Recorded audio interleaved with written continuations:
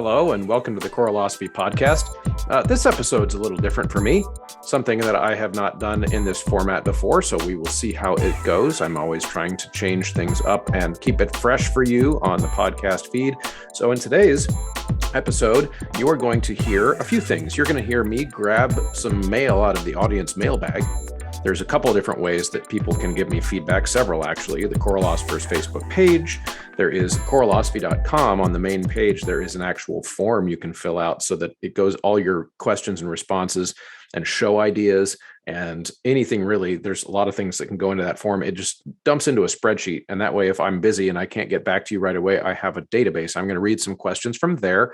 Also, of course, in the Apple Podcast app, you can leave a rating in a semi-anonymous way. Sometimes people's usernames are, it's obvious who they are, and then sometimes they're anonymous names. And so I've got some feedback from there to read as well. And then on the back half of this episode, you're actually going to see a clip or hear a clip of a new podcast that I have just joined. I've joined the cast of a new podcast called Reconstructing the Dialogue. And as you all know, if you listen to this show, mostly centered around music topics, but not always. Sometimes we talk about the things that everyone else is talking about. So you know that this is a passion of mine, and that one of my passions is that I think that people generally are not very good at talking to each other about really contentious things. And I think that it's something that's one of my talents. I'm good at talking about those things in the sense that I don't feel shame, I guess you could say. I'm willing to talk about it. And in my opinion, most people, if they are just willing to have these tough conversations, then they're not as hard as you think, but it's ripping off the Band-Aid, so to speak, and just being willing to have the conversation. So a group of friends and I have started a new show, and this is a group of friends. Some of them you've met on the podcast. Angel Eduardo and Dr. Eric Smith have been on the show, and we've become correspondents ever since. And I'm really appreciating their insights into a variety of topics, and a few other folks that I've met through my Twitter account. And we are starting a panel discussion show. Each show is on topics that other people find difficult to discuss. And of course, the first one is on race. So if you stick around to the end of the episode, you're going to hear the first few minutes of that. The Patreon page is really taking off. I am so super excited about the growing community over there, and financially, they are making this show a reality. So for as little as $3 a month, you can jump in over there as well. The producers from the Patreon page are Vasquez Academy of Music, John Warner, Ulrika Igrain Munoz Alarcon, Chandler Smith, David Kowalczyk, Kyle Peterson, Michael Herron, Ryan Main, and Steve and Kathy Kakachik. Okay, here we go. Digging into the Apple Podcast mailbag. Got my screen shared if you're watching this on the YouTube channel now. All right, so M. Goots says, this podcast is both inspiring and challenging. Chris doesn't shy away from difficult conversations or topics to highlight both effective and ineffective mindsets and techniques in the choral profession overall. This podcast never fails to deliver a challenge to continue growing in our craft and constantly encourage us to seek out ways to reflect and refine our teaching practices. Thank you, M. Goots, because that is exactly what I'm trying to do. Help us reflect. I reflect while I'm talking into the microphone. Like that's what I'm going through, that mental exercise when I talk to you all, and hopefully helping you do the same thing as you listen. Okay, here's another one. The resource. I can't see the whole title. This says this is from Spadadioro. And this is my favorite part about this, is trying to pronounce these screen names. Spadadioro says, this podcast is my everyday way to become a better choral director. It is engaging, thoughtful, and inspiring to people who want to be the best versions of themselves in this important field of work. And from Music 2019, says, it's well worth the time. I ran across this podcast as I was struggling with becoming a first-time choral director. Huge impact on my outlook and rehearsal strategies. An incredible, important tool. I appreciate that as well. Okay, fantastic resource from Steve H9304. He says, I think I know who that is. Anyone leading, singing, or interested in choral music should make this a part of the regular podcast rotation. Topics range from the practical, e.g., example, vocal pedagogy, teaching, sight reading, to the philosophical, choirs and diversity, equity, how we interact with our colleagues online, and what we value in our ensembles, both inspirational and helpful. Thank you, Steve. Yes, again, you're just nailing it on the head. This is my favorite part about this job, is that when listeners are starting to pick up on what the point of this show is. For me, it's not, I can't do stuff in my life. I can't engage in activities unless I find them to be important. And that's whether I'm getting a paycheck or not. I've always been that way. Everything's a big deal to me. You might have noticed this. Everything's a big deal. And that means the conversations are a big deal. The music we do is a big deal. The way we do it is a big deal. Why we do it the way we do it is a big deal. And Steve hit the nail on the head. This is what's coming through in the show. This is what we try to talk about on this show. All right. Ashley's mommy, that's adorable, says that this was the missing piece. This podcast was the missing piece I didn't know I was missing as a choral director. It's caused me to reevaluate every aspect of my job and create new definitions of excellence for myself. Oh, I'm getting all, ooh, that's exactly, thank you, Ashley's mommy. And thank you, Ashley, for having a good mommy. She also says, I have benefited equally from the practical ideas and the philosophical ideas. I'm so grateful to have found someone willing to question everything and challenge our field to do better, with ideas from a wide range of experts on how to do just that. That is awesome. Okay, now into the choralosophy.com main page, mailbag. So this is if you go to the main part of the website, Google form, right in the front. Got a couple questions here from that source. All right, here we go. I'm not going to screen share this one just because I've got other people's information up there as well. So Laura Ritter writes and has a question that this could be a short chat, which is why I'm doing it in this episode. But I had a colleague today tell me that he's hearing from other choir directors that are saying their efforts to keep singing last year with masks, distancing, etc., had actually made a lot of kids less excited about singing. And that shocked me. Wondering if this is a valid thought. Would be interested to get feedback. Okay, so I haven't seen that happen where I am, but I imagine that the approach that the director takes to this task that we are faced with, which is to keep singing alive during a pandemic, and that is our task. That should have been our task the whole time. More on that in a future episode. But what I think Laura is saying here is that she has encountered a colleague that has seeing some students become less excited about singing. Now, I have heard about this from other folks. In other words, that singing in the obstacle course that we're asking people to sing in right now is less fun. I mean, it really, really is less fun.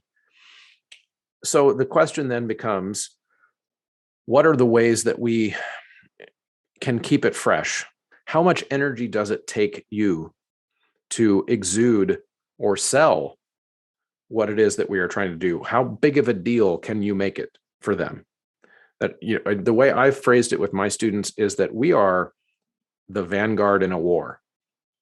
Choirs are dying in many places, and that is true, and that is not hyperbole. I've already heard from people who've lost their jobs because of the pandemic, and more specifically because of the choral profession's reaction to the pandemic, which is, of course, to shout from the rooftops that we are the most dangerous thing you should do, and please don't do anything with us. It's essentially what we've been saying.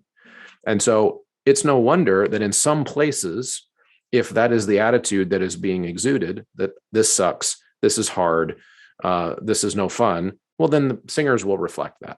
Okay. So in this case, I don't want to read into what Laura's saying. I wasn't there for this conversation, but in the situations that I've seen this sentiment brought forward, that's the type of vibe that I pick up. You heard Andre Thomas in a recent episode talk about people who are not happy in their current job are also probably not going to be happy in graduate school. If you're not doing well in your current job, it's not time to go back and get a doctorate. That's not the next step for someone who's not doing a good job. A lot of this has to do with our mindset and our approach. So if things are not happening, pandemic or not, the way we want them to happen in our classroom, in my opinion, it's our approach. Okay, another question here from that mailbag. This is from John Gidry. How do you teach your students to mark score during rehearsal? It is a part of your assessment, so I'm wondering if you teach them a specific system of score marking. No, we don't teach a particular system. We teach them several systems, and we ask them to choose one for them. Which one makes sense to you? So, for example, there are certain types of score marking systems that we would use that are pretty basic, like your 1N, 2N, and your 1E-endas, and all your count singing and different types of things. Of course, writing in solfege. But ultimately, when we assess kids when they use their pencil in rehearsal, how frequently do they use it? What I'm asking them to do is to be objectively showing with your pencil, and then the fact that you're listening, that when we're talking about issues in the music, no matter what it is, you are figuring out a way to notate that on your music. I don't care how. So when I come around and look at their music to make sure they're doing this, it could look all kinds of different ways. It could be that they just have circled something. It could be that their rhythm was wrong every single time in measure 2, and so they've written in counts. It could be that they circled and then draw a line to the circle, and then they drew a star to the line to the circle, or whatever to remind them. As long as they're actively engaged in that way, then I'm usually happy. So for the rest of you listening, I would love to hear more from you as well, whether it be through either of those forms. If you go over to the Apple Podcast app, that does help me a lot, because the more ratings that show up there, the Apple Podcast app is a good 35 to 40% of my audience. And so that's a big deal. If there are more and more people go over there and give a rating, then more people on the Apple Podcast app will see it. Something very cool about the Choreolosophy podcast, and you might have seen my posts, and it's hard for me to just flat out brag sometimes, but there's some cool things happening with the show. One, we are one of the top rated performing arts podcasts in the world. So they're in the Apple Podcast app. We're consistently in the top 100, sometimes all the way up to the top 20.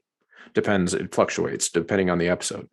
That's awesome, right? And so what I'm discovering about this is people that are not just choir people are listening to this show, because math. Like, we're not going to climb the charts that way if we're just talking about choir and only choir people are listening. And so when you go and leave a rating, that's a big deal. That helps me a lot. And of course, then if you would like to go to the choreolosophy.com form on the main page, and there in that place, you can name the topic you'd like me to discuss. You could also suggest a guest for me to interview. You could suggest a topic. There's a variety of things in that form. So I encourage you to do that. Okay. On the way out, please give this little clip a chance. This is my new project. Very part-time. I think we're going to do like one episode a month with this group called Reconstructing the Dialogue. And episode 1 is about the race conversation. Okay, so I have the privilege of hanging out today with a bunch of my friends from Twitter so that we can talk about some things that we all have in common in terms of our concerns about the world. And one of those is that we suck at talking to each other about stuff. Especially through the medium of social media, but then nowadays it's spilling out into the real world. So I've got some friends here with me. Eric Smith, why don't you introduce yourself first and tell us who you are and why you also care about people sucking at talking to each other? Okay, I am Eric Smith, co-founder of Free Black Thought, associate professor of rhetoric at York College of Pennsylvania. Why I care about Broken Discourse? Well, I'm a professor of rhetoric. It's my job to care about this. So as long as somebody's paying me, no, I'm kidding.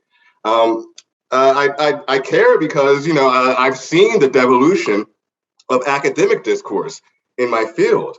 If we can't talk about certain things because it offends somebody, then we're no longer academics. And I don't see that as a very good thing. On a good day, it saddens me. On a bad day, it pisses me off. So that's why I'm here. All right. Angel Eduardo's here too. Hey, guys. Yeah. I really echo everything Eric said, except for the getting paid part. I'm a writer, musician, artist, and I guess I moonlight as a communicator, facilitator. I'm trying to make sense, and I'm trying to do it with compassion, and I'm trying to do it in the Thunderdome of social media, where discourse goes to die. And it matters because I think everything we have accomplished anything good that we have done as a species is the result of a series of successful communications. And if that fails, we fail. So I'm just here to try to save the world, right? Yeah. Yeah. And we have from the beautiful mountains of Colorado, Monica Guzman. Welcome. Who are you? Hello. Yes, I am a digital director and storytelling director at Braver Angels, which is the largest nonpartisan grassroots organization working to depolarize America. Yeah, and this is extremely important to me. I've been a journalist my whole career, and I used to think that it was because my mission was to tell stories. Now I realize it's because my mission is to help people understand each other. It was something deeper all along. Definitely hit a wall in journalism over the last few years because because I saw the industry seem to get less curious about people and a little more afraid. And all for understandable reasons. But anyway, that has made me take a step back and look at a bigger picture. What are we telling stories into? What expectations do we have for each other when we tell stories? And how do we choose who to believe and who to trust and which stories to dismiss outright and which ones to actually consider? So that tension that exists today between being heard at all costs, right? Like the publishing revolution, social media, but also hearing and listening and knowing what that even means. I think that's one of the most like consequential tugs of war happening in society right now. And I'm definitely like really putting my thumb on the scale of listening because I think it's off. Yeah, my goodness, absolutely. I care about this from a different angle. Maybe on this little group, in this little group, we have some areas in common in that Eric and I are both teachers, and then we have Angel and Monica are writers and journalists in that kind of world.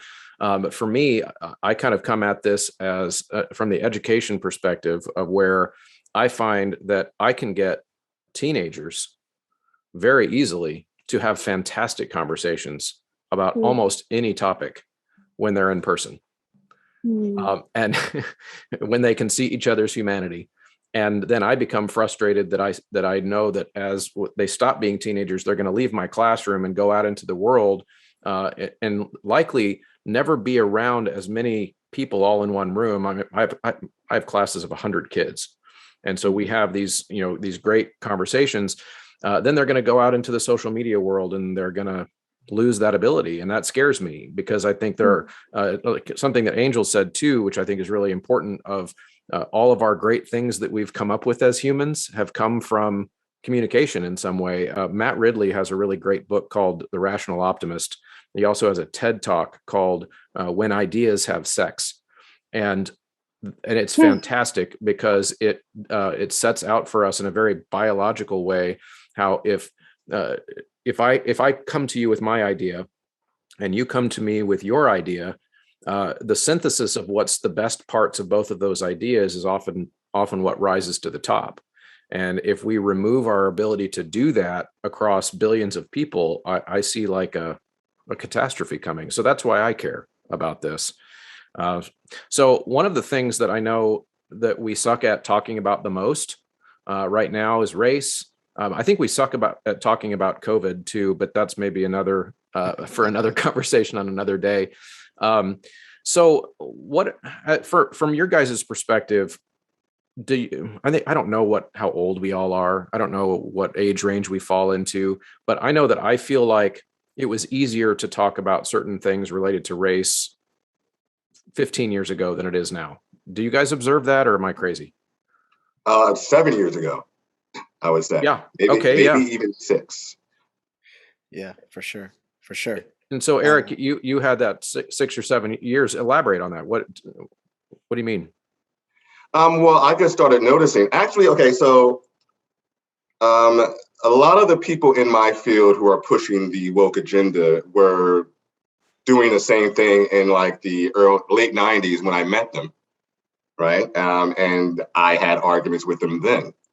Little did I know. I mean, if you would have told me then that they'd start being the leaders and winning, I would have laughed at you. I didn't take it seriously. I'm not like, these guys are idiots. There's no way this is gonna, catch any steam here. But it did. And around 2015, I started noticing that those people were in leadership positions, whether they are faculty or administrators, and they were pushing this agenda and basically punishing people who didn't come along with it. I started noticing that then around 2015, 2016. Trump's election didn't help either. So this is all to say that, that's when I really started noticing things. And I really started realizing that this term woke wasn't what I thought it was. I used to like that term. I thought it just meant aware, right? Aware of the nuances of things, the things that are kind of behind the scenes and things like that. It's become something different in my mind. So, yeah. And guys, by the way, don't feel like you have to wait for me to invite you to say stuff. Just jump in if you've got stuff to say. I was going to ask Eric, when you said that you used to like the term woke, you said it used to mean aware, but did it mean something more back when you did like it? Did it have a point of view beyond just awareness? Well, yes. And the point of view was along, racial, ethnic lines, right? And then knowing what's really going on and things like that. What wasn't happening, though, is this projection of bad faith onto so many people who, didn't abide wholeheartedly by a particular ideology. That wasn't there. It wasn't so vicious at the time, right? It was more in line with just, gaining knowledge, be aware, read books, know about history and things like that. That's what I thought it was. And being a professor, I like those ideas, but it's not that. Yeah, I had an experience in about, I want to say it's would have been summer of 2019, where one of my Black friends stayed at my house for a week. He was in town doing some music stuff, and he is not very politically plugged in. So he's not on Twitter. He doesn't read the blogs. He's not really in that world. And I brought up to him that the word woke is becoming used by white people a lot. And he just went, what are you talking about? What do they mean when they say it? Because I know what I mean when I say it. And we had this fascinating conversation with somebody not plugged into that world at all, where I'm trying to explain what woke means now to a Black guy who has been using that term for a while in his vernacular, but it meant something different. And it was it was like two worlds that were not connected. Right. It's pretty interesting. I actually wanted to talk a little bit more about that term anyway, because we've got. Yeah. Similarly, I want to know sort of to what extent is that term useful, even as a locus of conversation about what we really want to get at, sometimes words are the way and sometimes they get in the way. And it's hard to tell the difference. Yeah, I think actually Chris and I talked about this when I did my Corolosophy talk with you. That basically, if you spend more time trying to hash out what the definition of the word is than you do talking about whatever the thing is, the word is now completely useless, right? You might as well just abandon it and just go with whatever the idea the word was meant to encapsulate. Just jump to that. You'll save yourself 45 minutes or an hour or more. And oftentimes, if you don't go through that step of making sure you're using the same definition or you understand what you each mean by whatever term it is, you might be having a conversation kind of, might be crossing your wires and not even realizing it. You might be an hour into an argument and then you realize, oh my God, okay. So this entire time you've thought this meant that, and I thought it meant this. And that's why we didn't understand it or agree. And that's why we were confusing each other. So it's going to seem like a non sequitur, but I want to see if you guys even know what I'm talking about. So in Seattle, we have these little traffic circles within residential neighborhoods, so that you get into a corner of a couple blocks where there's nothing but houses, like an intersection. But instead of just being able to take a left, there's actually a little circular median in the middle of the intersection, and you have to circle around it all the way to take a left. And it's really annoying, but, safe and whatever. Anyway, the analogy with language that I think of is exactly that when you get to an intersection of potential meanings, like the other person might mean this and you might mean that, if you don't slow down, if you just take the left, then you're going to crash. Right. Yeah. It's like that meme that just floats around on the internet all the time over the last couple of years, which is that, I'm happy for you to disagree with me about lots of things, just not racism and homophobia. And right. Well, okay, but there's a good likelihood that you and I are not using the same definition of that word when we say that. Yeah. And so those are intended to be conversation enders, not conversation starters. Yes. Yeah. Like that's not CRT is a conversation ender often, right? And that's one of those terms where, as Angel said, we need to talk about what it is and not just the term. Okay, fine. Call it something else. The point is something's happening in schools that isn't cool and we need to address it. Right. Yeah. So that whole thing is kind of a red herring as well. Yeah, it's obscurantism. It's I wrote a piece about it for Newsweek, but this bit of it got cut out. But I was making the comparison to, what was it, 10 years ago now?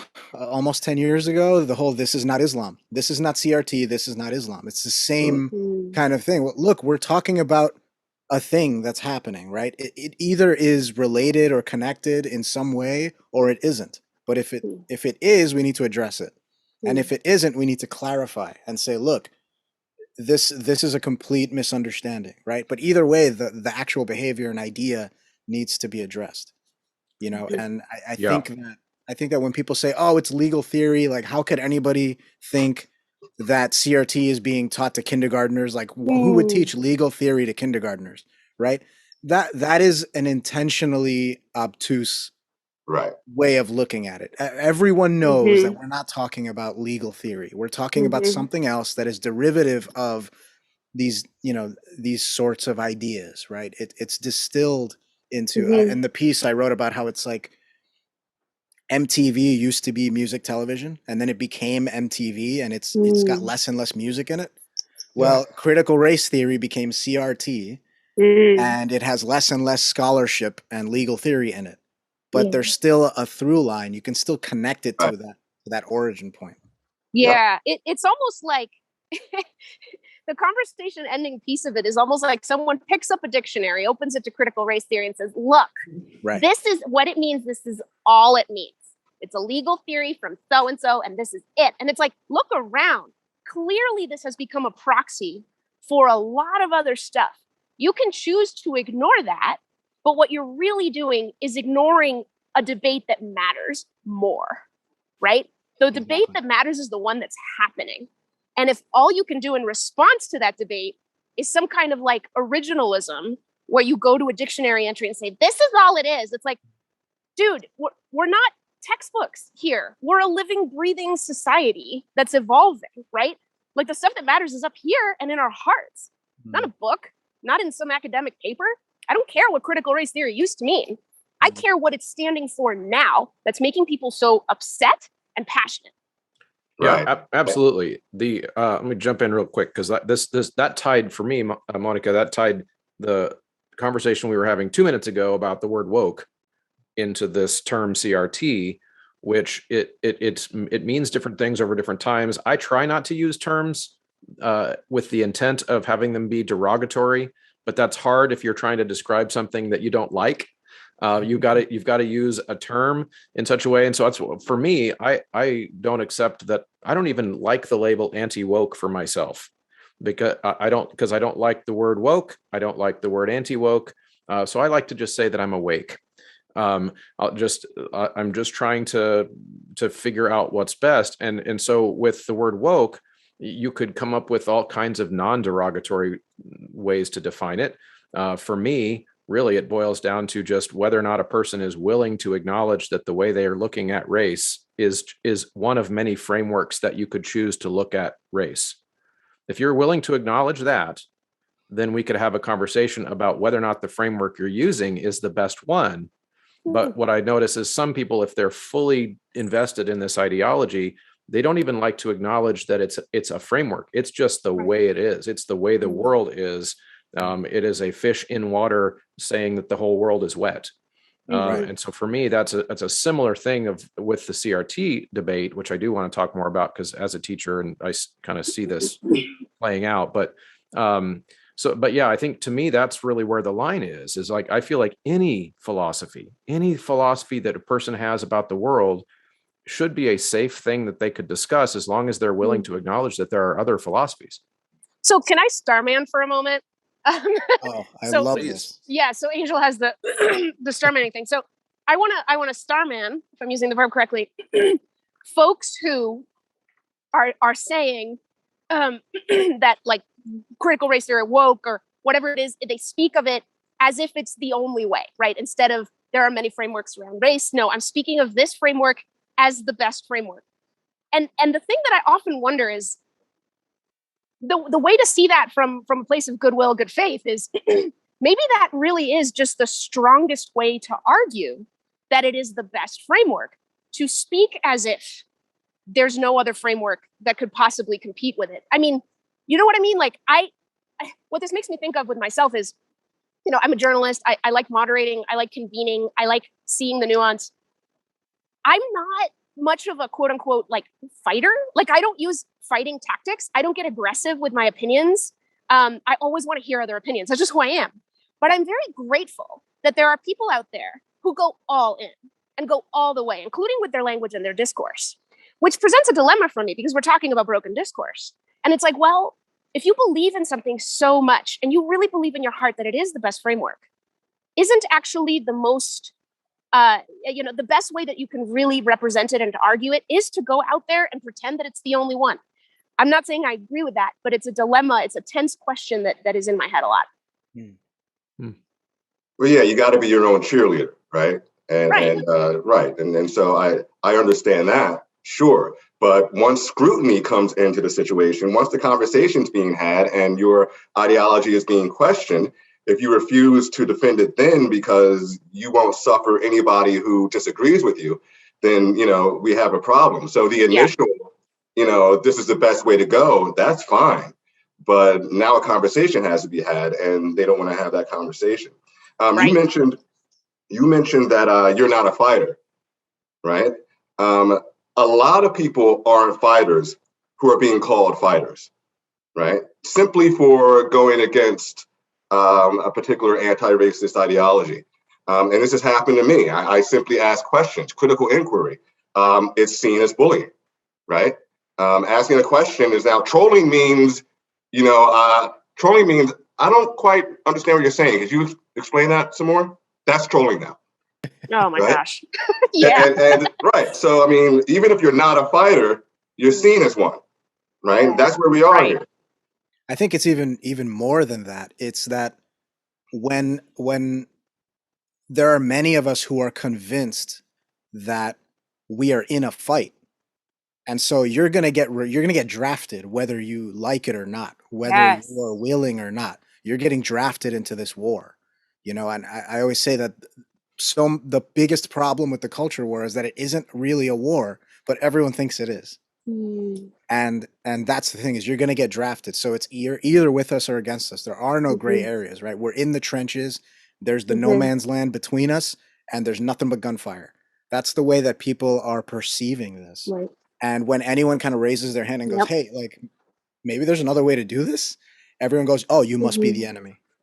Only an enemy would say something like that. Right. So that's because it slows down the momentum of one side or the other. Right. And so if both sides, again, to Starman is like, if people on both sides really feel that they are saving the world, then anyone who slows things down with a question, it comes back to what I was saying about curiosity. One of the reasons curiosity is endangered is because questions slow you down. Questions slow down the momentum. Questions add nuance when many people believe the conversation is closed. Right. And so I try to understand that point of view. I try to understand what that feels like. Right. Because, hey, I mean, the other reason to Starman it is like, there probably have been times in history. I mean, there have, right? Where it's like, guys, we know this. Enough. Let's move on. Let's just accept this and move on. So it's like, as a society, live, right, raw, we have to decide, is this still a conversation? Like, are the people who are fighting just deviant, right? Because there has to be a certain point where it's like, no, dude, the earth ain't flat. We're moving on, right? But with something like this, when there's this much debate, it seems obvious that we're not at that point, and yet people still treat the other side as deviant. Right. That's where the danger comes in, which is, it goes back to Matt Ridley's idea about ideas having sex, and we get the best information, the best solutions from the conversations. And this is where the danger comes into that concept, though. If I believe my side is right and has already cornered the market on the correct solution, and I start shutting out other opportunities to solve, then what we're doing is we're slaughtering the progeny of those ideas coming together before it's even born. Right. And the long arc of human progress is following the idea babies. I could drive this analogy into the ground if I'm not careful. But the idea babies are being aborted essentially before they're even born, and so that's what happens when we assume, or we believe very strongly, that our side, as for whatever sides there are, have already solved the problem, and any enemy is just going to get in the way of that. You could actually trace that to some of the worst things that have ever happened in human history. What's funny is, so there's the one thing of just, in your fervency, right, in your dogmatic insistence that you are correct, you may miss the fact that you're mistaken, which could be disastrous, right? But setting that aside, even if you're 100% right, and you have cornered the market on the correct way to move forward, right? So let's, the earth is obviously not flat. Like, there's really no sensible discussion to be had about this in any kind of scientific sense, right? It's a known thing. It's as known as we can know anything, right? But we still have the issue of people believing the earth is flat. What are we going to do with those people? And that's what I think the problem is, that we default to, they're now our enemies, we must now destroy them. But that's not the only thing you can do. Those aren't the only options, right? So I just was thinking about this the other day, and I was like, there are two ways to eliminate your enemies. One is destruction, which is what we tend to default to. There's all these incentives to do it. There's, our own kind of innate sense of we must destroy the evil kind of thing that we just have in us and we need to check. But the other way is, what I would call conversion, right? Or persuasion. But really, you're converting your enemies into allies through conversation, through all these methods that are not destroying them, right? And the reason it's so important is because the destruction thing seems like the thing to do, because these people are wrong, they're evil, they're beneath contempt, et cetera, right? All the anti-star manning. But what you're doing when you destroy them is, first of all, becoming the thing you're trying to destroy in most cases, right? You also might be making a mistake. You might be destroying what looks like an enemy but isn't or wasn't. But the most important thing is that you're almost inevitably creating more enemies in doing what you're doing. And it's so much better to try to bring everyone over to your side. Now that takes more time, that takes more patience, it's more difficult, right? But it's more worthwhile because there's less of a mess, there's less bloodshed, there's less insanity.